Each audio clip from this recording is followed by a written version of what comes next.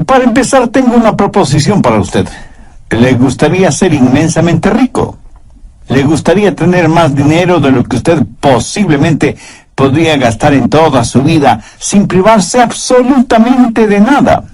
Que alguno me dirá, ¿qué pregunta, pastor? Por supuesto que me gustaría ser inmensamente rico.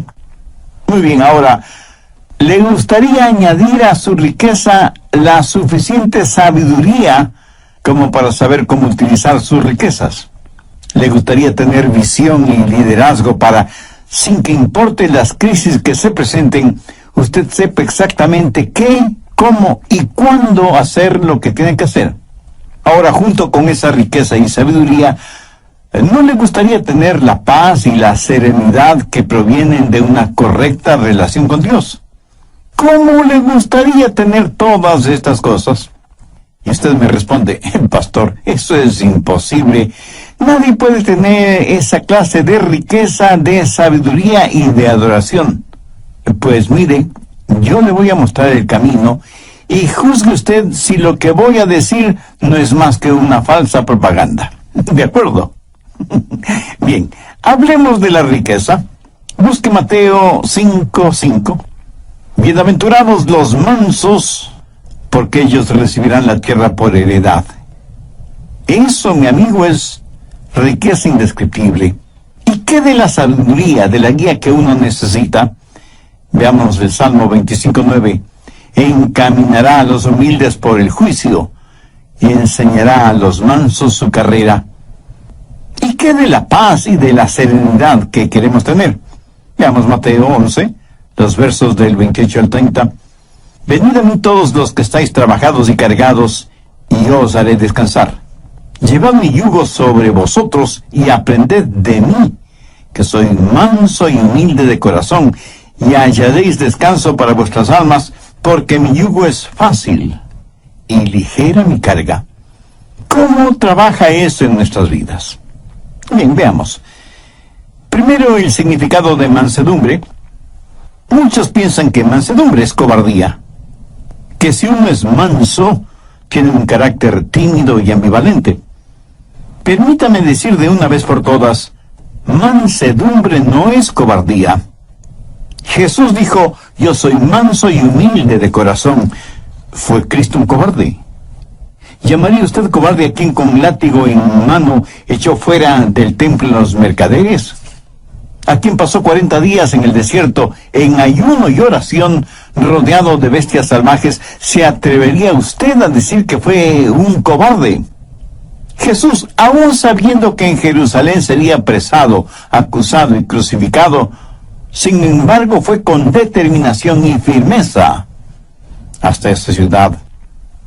¿Le parece a usted que eso fue un acto de cobardía?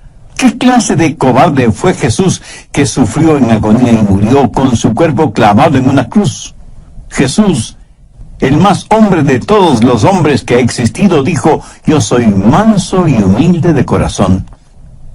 Mansedumbre ni siquiera es debilidad, aunque muchas veces así lo pensemos, cuando lo opuesto es la verdad. Para ser manso hay que tener tremenda fortaleza espiritual y emocional.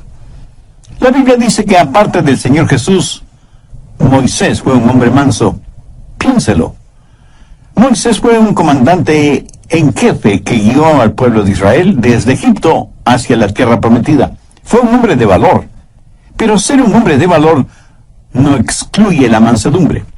Alguna vez en alguna parte leí la siguiente frase: si usted cree que mansedumbre es debilidad, trate de ser manso por una semana. Perturbadora opción, ¿no le parece? Ser manso demanda una increíble fortaleza, porque la mansedumbre es fortaleza bajo control. En tiempos bíblicos y aún en la actualidad, cuando alguien tenía un caballo salvaje y quería montarlo, primero tiene que domarlo hasta que se vuelva manso. Y solo cuando ha sido amansado puede ser montado, utilizado. Pero note, no es que el caballo perdió su fortaleza, sino que ahora su fortaleza está bajo control. Entonces, mansedumbre es fortaleza que está bajo control. Wallace Hamilton es el nombre del autor del libro cabalgue caballos salvajes. ¿Y qué ilustra lo que estoy diciendo? Dice que nosotros venimos a este mundo con toda clase de deseos, de instintos, proclividades, habilidades y ambiciones dadas por Dios mismo, y que al diablo le encantaría quitárnoslas y pervertirlas para su propio uso. Pero esos dones son el regalo de Dios para nosotros. Pero Él quiere que todos esos dones estén bajo su control y sean para su honra y su gloria.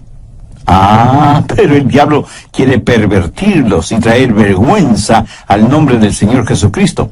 Por lo tanto, hay tres cosas que usted puede hacer con sus habilidades naturales y los dones que Dios le ha dado. Primero, autoafirmación. Allá a comienzos de la década de los años 60, apareció el siguiente lema: lo que quiera que es natural es hermoso, y cualquier cosa que es hermosa debe ser buena. Así que, lo que quiera que usted quiera hacer, hágalo. Nuestros antepasados de alguna manera fueron más listos que la gente de esta generación y su maldad. Los antiguos, si querían hacer algo malo, malvado, vil, si querían dejar correr sus caballos salvajes, tomaban esa maldad, esa impiedad, esa vileza que tenían y la deificaban, la convertían en un dios o en una diosa. Por ejemplo, si ellos querían beber hasta emborracharse, decían: bien, legitimemos esto. Y se hicieron al dios Baco, que es el dios del vino, y le adoraron emborrachándose. Así que fueron pervertidamente listos. Y si querían cometer adulterio o fornicar, o vivir en un lujurioso desenfreno, deificaron a Venus como la diosa de la sexualidad y la promiscuidad. Así dejaban correr sus caballos salvajes. O si tenían rencores y deseos de venganza, para justificar su deseo de guerra, de sangre, y dar rienda suelta a su odio, deificaron a Marte, el dios de la guerra. No solo que se sentían muy bien dejando correr sus caballos salvajes, sino que sus desenfrenadas bajas pasiones las elevaron al nivel de virtud religiosa. Hubo un hombre filósofo alemán, Friedrich Nietzsche, que fue el abanderado de los que querían dejar correr libremente a sus caballos salvajes. Fue el apóstol de la autoafirmación. Adolfo Hitler estudió intensamente los escritos de Nietzsche. Déjeme leer una frase que Nietzsche escribió en uno de sus libros. Dice: hagan desaparecer a sus piadosos sacerdotes y su debilucho evangelio de misericordia. Purguen de sus almas esta enfermedad diabólica llamada cristianismo. El progreso depende de hombres fuertes y gente fuerte. Por lo tanto, afírmese en usted mismo. Sea un superhombre. Y Hitler fue convencido de esto, y el resultado fue la invención de los hornos de gases para aniquilar a los judíos. Segundo, el autocontrol. Solo restrinja, reprima sus deseos. Mutile al jinete del caballo. Eso, mi amigo, es una forma de budismo. Los budistas tienen esa clase de religión. Razonan que si las personas no pueden llevarse bien y no tienen paz consigo mismas y menos con los demás, es porque sus deseos no tienen restricciones. Y esto les guía a vivir una vida de frustración. Entonces el budista dice: usted tiene que llegar a un punto en donde ya no tenga esos deseos. Tiene que sublimizar todo deseo, amortiguar sus pasiones hasta alcanzar el nivel nirvana, el lugar en donde no siente ni es nada. Es como si a usted le cortaran la cabeza para eliminar el dolor de cabeza. ¿Cómo verá? Esa es una especie de religión negativa, de fe negativa. El cristianismo es una fe positiva. Dios no elimina al jinete ni mutila al caballo. Lo que hace Dios es tomar ese deseo, esa fortaleza, esa ambición, esa habilidad, todo lo que Él mismo nos ha dado, dársela al Señor Jesucristo y dejar que Jesús controle nuestra vida. Anote Romanos 6, 19. Así ahora, para santificación, presentad vuestros miembros para servir a la justicia. ¿Qué es lo que Dios quiere hacer? Dios quiere tomar sus habilidades y sus deseos y ambiciones y mutilarlos. No, de ninguna manera. Lo que Dios quiere hacer es controlarlo para su gloria. Por ejemplo, digamos que usted tiene un temperamento volátil. Dios dice que no debe perder su temperamento y que más bien debe aprender cómo usarlo. Mire lo que dice Efesios 4:26. Airaos, pero no pequéis. El mismo Señor Jesús, cuando vio que los mercaderes habían hecho del templo un lugar para sus negocios, no muy honestos que digamos, se airó, se enojó, fue movido a ira. O sea, él no perdió su temperamento, su control, sino que lo utilizó en una causa justa. Mi amigo, si usted me dice que no tiene temperamento, entonces algo no está bien con usted. Jesús quiere controlar su temperamento para su gloria. Debe haber ciertas cosas que deben disgustarle, enojarle, hacerle perder su temperamento. Por ejemplo, la industria pornográfica, el tráfico de drogas, la explotación sexual de mujeres y de niños y toda la depravación actual que está convirtiendo al mundo en un desierto espiritual, moral y ético. Un desierto lleno de fieras feroces. ¿Y qué de nuestra lengua? Jesús quiere que con nuestra lengua le alabemos y le glorifiquemos.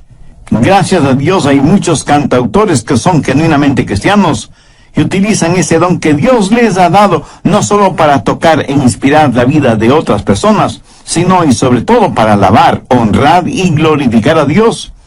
Y Dios nos da dones y talentos, naturales o especiales, no para que nos volvamos orgullosos de tener esos dones y talentos, sino para que con ellos alabemos y bendigamos a Dios. Y eso también, amigo, es fortaleza bajo control. Generalmente usamos nuestra lengua para criticar negativamente, para insultar, para vejar al prójimo, para quejarnos, para expresar nuestra ira, para vocalizar nuestro enojo. Pero cuando Dios toma el control de nuestra lengua, ¿qué es lo que sucede? Mateo 12:35 tiene la respuesta.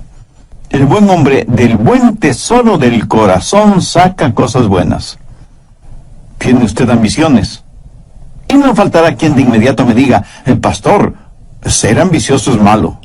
Amigo, ¿en dónde aprendió usted ese disparate? Si usted no tiene ambiciones, no es un ser humano. Escúcheme, una cosa es ser ambicioso y otra cosa es ser codicioso, avariento, egoísta. Su ambición no debe ser por tratar de ser el mejor, el más influyente, el más importante o el más poderoso. Su ambición debe ser la misma ambición que tuvo el apóstol Pablo, querer ser como Jesús, que Jesús viva la vida de él en la vida de Pablo. Esa es una santa, sana y noble ambición. Eso es fortaleza bajo control. ¿Cómo puede usted ser una persona mansa? Busque la epístola de Santiago, capítulo 1, desde el verso 21. Ponga mucha atención a esta porción de las Escrituras para que sepa cómo la mansedumbre puede ser parte de su vida. Por lo cual, desechando toda inmundicia y abundancia de malicia, recibid con mansedumbre la palabra implantada, la cual puede sanar vuestras almas. Pero sed hacedores de la palabra, y no tan solamente oidores, engañándoos a vosotros mismos. Aquí el Señor nos dice que debemos recibir con mansedumbre la palabra. Ahora, ¿por qué debemos recibir con mansedumbre la palabra? Porque la mansedumbre es fortaleza bajo control. Y para ser controlado por el Señor, usted tiene que conocer su voluntad y su camino. Y para conocer la voluntad y el camino de Dios, usted tiene que conocer su palabra. Por lo tanto, tiene que recibir la palabra con mansedumbre. Escúcheme, ni usted ni yo sabemos ni la milésima parte de cómo guiar nuestra propia vida. Se explica ahora por qué, aún siendo creyente, fracasamos tantas y tantas veces. En una sala judicial a un hombre le preguntaron, ¿jura decir la verdad, toda la verdad, y nada más que la verdad, con la ayuda de Dios? Y el hombre respondió, si yo supiera la verdad, toda la verdad y nada más que la verdad, entonces sería Dios. Ingeniosa respuesta que encierra todo un mundo de teología. Necesitamos guía. Te puedo asegurar que Dios sabe lo que nosotros no sabemos. Así que si usted es una persona llena de mansedumbre, usted tiene que poner su vida en las manos de Dios para que le guíe. Si quiere que Dios le dé bienestar económico, sabiduría y adoración profunda, entonces tiene que recibir la palabra de Dios con mansedumbre, la cual, o sea, la palabra de Dios, puede salvar su alma. De acuerdo a Santiago, 3 cosas son necesarias. Primera, debe haber un espíritu de arrepentimiento. Santiago 1:21, por lo cual desechando toda inmundicia y abundancia de malicia. Ahora, ¿qué significa esto? En el griego, la palabra inmundicia significa tener el oído tapado con cera. Por lo tanto, hay que eliminar el exceso de cera en el oído. Y la aplicación espiritual es fácilmente comprensible. Pero, ¿cuál es la cera espiritual que tapa nuestros oídos? La abundancia de superficialidad. Verá, muchos de nosotros ya hemos sido salvados, pero todavía ha quedado un residuo pecaminoso en nuestras vidas. Y lo que Santiago está diciendo es, limpien sus oídos espirituales de la cera que los está tapando. Un hombre puede domar un caballo salvaje, pero Dios no hace con usted lo que el hombre hace con su caballo. Usted mismo tiene que llegar al punto cuando diga, dejo mi maldad, abandono mis inmundicias espirituales. Si usted quiere que Dios le hable, tiene que entender su palabra. Si usted quiere que la Biblia inflame su corazón y su mente, tiene que eliminar la cera espiritual que está tapando sus oídos. Y la única forma de hacer eso es por medio del arrepentimiento de sus pecados. Debe tener un espíritu de arrepentimiento. ¿Sabe qué clase de persona es la que menos entiende esto de la mansedumbre? Pues la persona que está llena de orgullo. De hecho, esa clase de persona no puede recibir nada más porque su orgullo lo llena todo, tanto su vida material como su vida espiritual. Sin embargo, la Biblia dice que debemos recibir con mansedumbre la palabra implantada, la cual puede salvar nuestras almas. ¿Y qué de usted?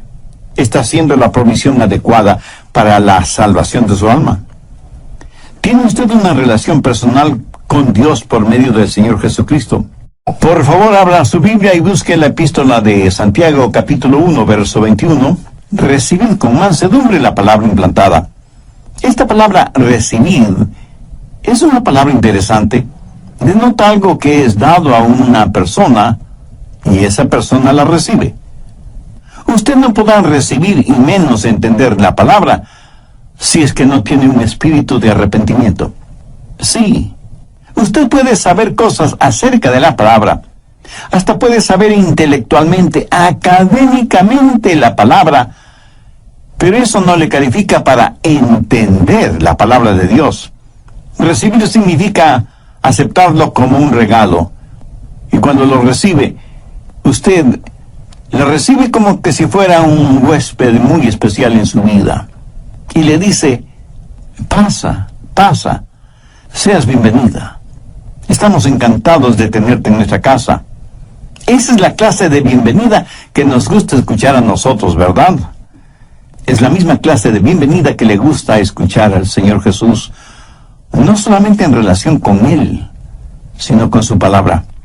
Amigo, en su vida, ¿da usted esa clase de bienvenida a la palabra de Dios? Abre de par en par las puertas de su corazón y dice, Señor, recibo tu verdad. Hay muchos que van a las iglesias a escuchar el mensaje de la palabra. Otros oyen mensajes radiales como este que está escuchando ahora mismo, pero lo hacen tratando de entender la palabra de Dios, pasándola por el filtro de sus mentes, y no necesariamente porque le den la bienvenida a la palabra de Dios en sus vidas. Mi amigo nunca aprenderá la verdad de esa manera. Tiene que dejar su orgullo intelectual en el polvo. Humíllese. Tenga su corazón en paz con Dios y hágalo con mansedumbre, con un espíritu de arrepentimiento, dejando de lado toda inmundicia y abundancia de malicia, y con un espíritu receptivo, dé la bienvenida y reciba la palabra de Dios. Segundo, debe haber un espíritu receptivo. Santiago 1:22. Pero sed hacedores de la palabra y no tan solamente oidores, engañándoos a vosotros mismos. Una vez que usted tiene la palabra de Dios en su corazón, tiene que volverse un hacedor de la palabra. O sea, vivir de acuerdo a lo que cree. Fuera de esta verdad, todo lo demás no es más que verborrea religiosa. Si usted no es hacedor de la palabra, se engaña usted mismo. Si usted solo escucha las verdades de la palabra de Dios, pero nunca las pone en práctica, usted es culpable de autodecepción y por lo tanto puede perder su alma en vez de salvarla. La Biblia dice que el hombre de doble ánimo, esto es, indeciso, es inconstante en sus caminos. Jesús dijo: cualquiera que me oye estas palabras y no las hace, le compararé a un hombre necio. Escuchar y no hacer es una verdadera locura espiritual. Las impresiones sin las expresiones dan como resultado las depresiones. Si usted solo oye y oye y oye la palabra de Dios y no vive de acuerdo a esas verdades, tendrá un efecto negativo en su vida. Alguien dijo que educación es el proceso mediante el cual el material en los cuadernos del profesor es transferido a los cuadernos del alumno sin que haya pasado por la cabeza de ninguno de los dos. Me temo que muchas veces esa clase de conocimiento bíblico es el que tenemos. Pero las enseñanzas bíblicas no solo que deben estar en nuestra cabeza, sino que necesitan estar en nuestro corazón para que se manifiesten en nuestra vida. ¿Para qué sirve la mansedumbre? Veamos el final del verso 21 en Santiago 1, la cual puede salvar vuestras almas. Tercero, los motivos de la mansedumbre. El querer alcanzar bienestar económico, el desear ser guiado y tener visión y liderazgo en cada crisis de la vida, esa es una buena motivación. Recordemos lo que Jesús dijo en Mateo 5:5, bienaventurados los mansos, porque ellos recibirán la tierra por heredad. Y usted me dice, pastor, en la actualidad usted no consigue mucho siendo manso. En nuestro mundo uno tiene que patear, arranchar, pelear, morder, engañar. Esa es la única forma de salir adelante. Pudiera ser. Pero quiero que recuerde que el hombre perdió su herencia por falta de mansedumbre cuando se rebeló contra Dios en el jardín del Edén. La gente hoy en día no es capaz de gozar con lo que piensan que tienen por su espíritu de rebelión. Pastor, ¿qué quiere decir que recibirán la tierra por heredad?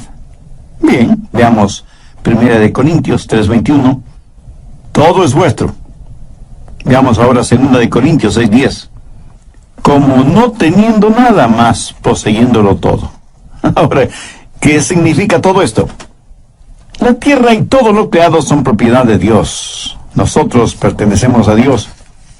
Por lo tanto, todo lo que Dios tiene es nuestra herencia, porque somos hijos suyos, coherederos juntamente con Cristo. Y sin embargo, nada es realmente nuestro.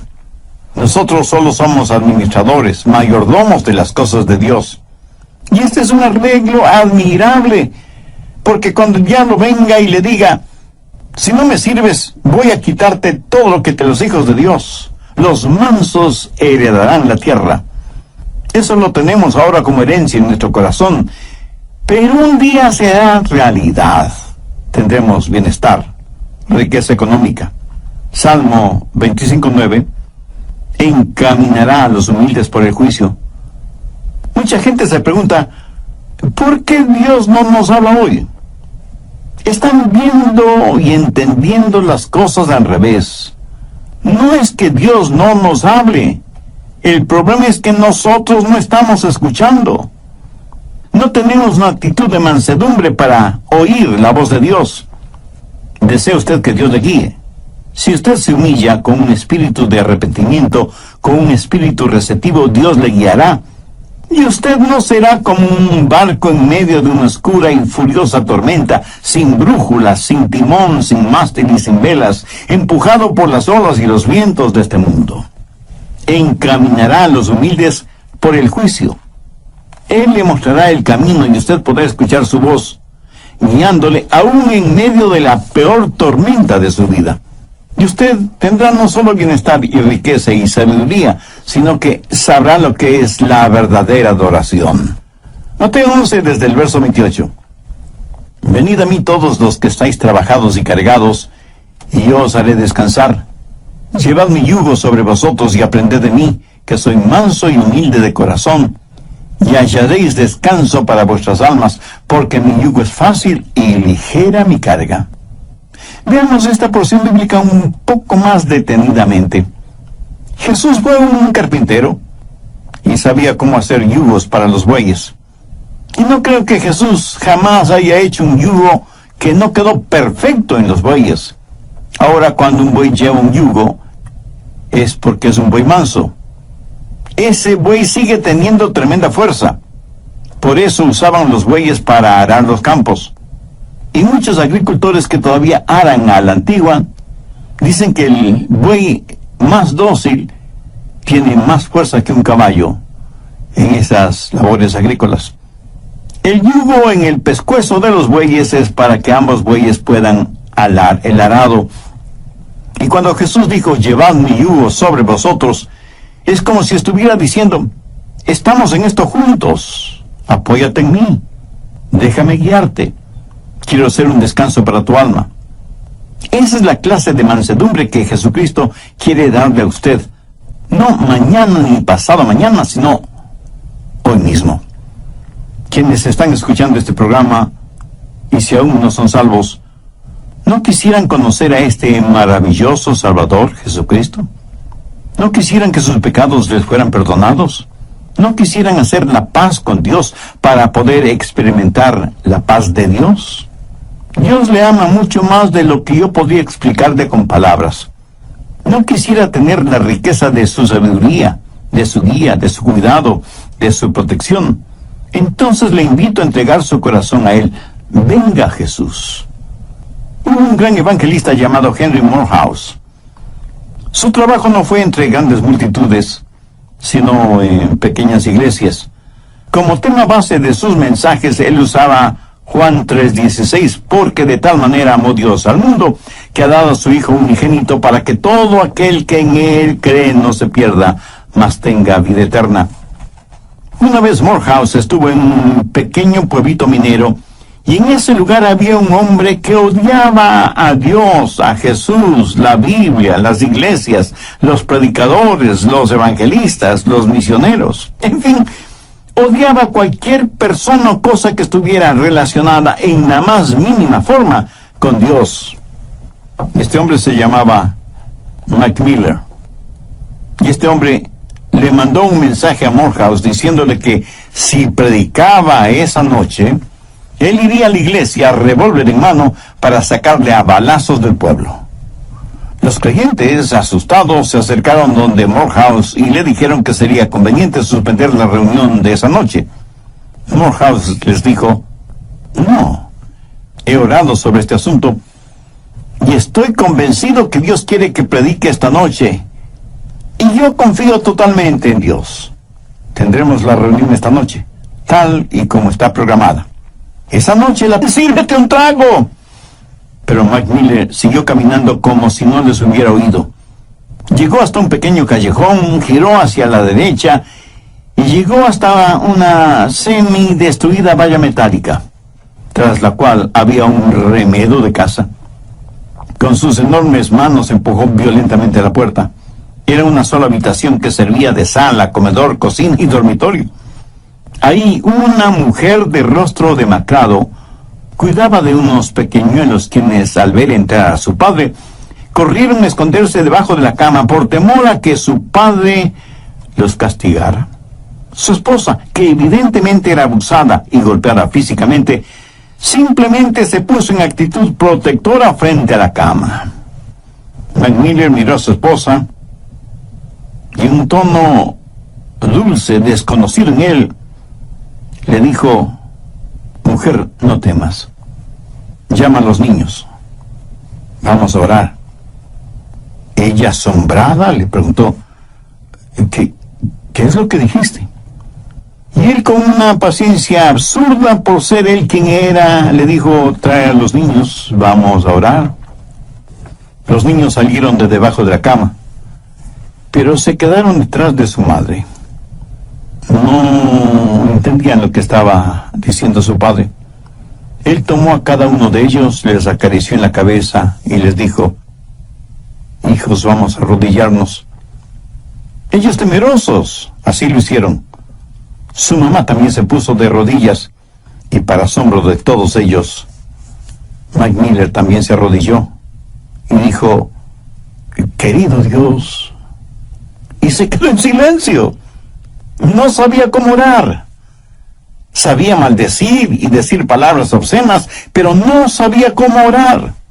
De pronto, como en un relámpago, se acordó de las oraciones que su madre le enseñó cuando él era un niño, y entonces dijo: generoso Jesús, manso y humilde, mírame como si fuera un niño. Perdona mi simpleza y permíteme acercarme a ti. Y en ese momento, en ese cuartucho, frente a sus felizmente asombrados esposa e hijos, Mike Miller nació de nuevo. Sus lágrimas fueron la confirmación de la transformación interna. Esta historia real la sabemos porque el mismo Mike Miller la cuenta como testimonio de lo que le sucedió a él y a su familia cuando él entregó su corazón a Jesús. Ahora, es posible que usted no sea como Mike Miller antes de conocer a Jesús. Pero si quiere ser salvo, se salvará de la misma forma en que se salvó Mike Miller. No hay uno solo de ustedes que sea tan malo que no pueda ser salvo, o que sea tan bueno que no necesite ser salvo. Jesús dijo: venid a mí todos los que estáis trabajados y cansados, y yo os haré descansar, porque mi yugo es fácil y ligera mi carga.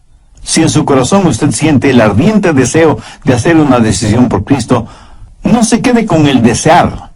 Pase de inmediato al actuar. Humíllese delante de Dios, arrepiéntase de sus pecados, pídale a Dios su gracia y misericordia. Reconozca el sacrificio que Jesús hizo en la cruz del Calvario al morir por usted, para pagar el precio de la deuda de sus pecados, e invítele a que venga a morar en su corazón como su Salvador y Señor, y pídale que le ayude a ser la clase de persona que Él quiere que usted sea. Permita que Dios le use como un instrumento útil y de bendición en la vida de los demás, y dele gracias a Dios por